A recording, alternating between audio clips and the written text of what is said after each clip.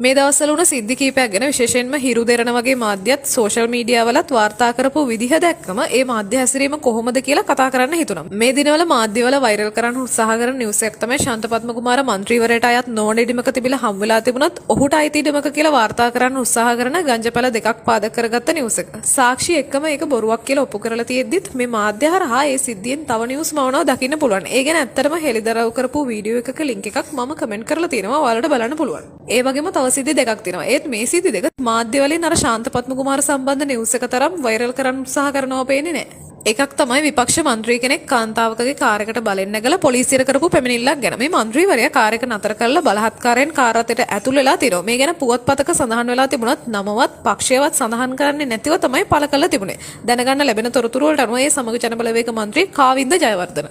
අනෙක් සිද්ධිය තමයි සමග ජනබලවේග මන්ත්‍රී චතුර ගලප්පත්ති සහ එම පක්ෂයේම වැලිගම ආසන සංවිධායක මොහොමඩ් කියන දෙන්න දුම්රිය දෙපාර්තමේන්තුවරයත් රේල් පීලි 142ක් හොරකම් කිරීම සම්බන්ධ සිද්ධිය. මුලින් කිව්ව ශාන්තපත්ම කුමාර සම්බන්ධ සිද්ධිය වැරදි පුවතක් වුණත් ඒත් එක තාම වාර්තා කරනවා. බොරුවක් වුණත් ඇත්ත විදිහට සමාජගත කරන්න උත්සාහ කරනවා. ඉතින් ඒ සිද්ධිය ගැනත් මම පස්සේ කිව්ව සිද්ධි දෙක ගැනත් හිරු දෙරණ ඇතුළු මාධ්‍ය වාර්තා කිරීම ගත්තම පරස්පරයි පැහැදිලිවම පේනවා ඔවුන්ගේ මාධ්‍ය භාවිතාව කොහොමද කියලා. වගේම ඔවුන්ගේ දේශපාලන උවමනාව වෙනුවෙන් තමයි ඔවුන් තාමත් තමන්ගේ මාධ්‍ය භාවිතා කරන්න කියලා. ඒ වගේම පහුගිය දවස්වල ඔයාලට මතක ඇති දිට්ටෝ කුණාටුව ගැන කලින් දැනගෙනත් රජය කටයුතු කළේ නැහැ කියලා සමාජය කලබන විදියට පුවත් වාර්තා කළා. මේ ගැන මම පහුගිය වීඩියෝ කීපයකින්ම කතා කළා. ඉතින් මාධ්‍ය ආයතන දැන්වත් තේරුම් ගන්න ඕන එයාලා ඇත්තටම කරන්න ඕන දේශපාලන උවමනාව වෙනුවෙන් මාධ්‍ය අවභාවිතාව නොකර සත්‍ය තොරතුරු වාර්තා කරමින් රටේ ඉදිරි ගමන වෙනුවෙන් මාධ්‍ය ආයතන වලට පැවරලා තියෙන සැබෑ වගකීම ඉටු කරන එක කියලා.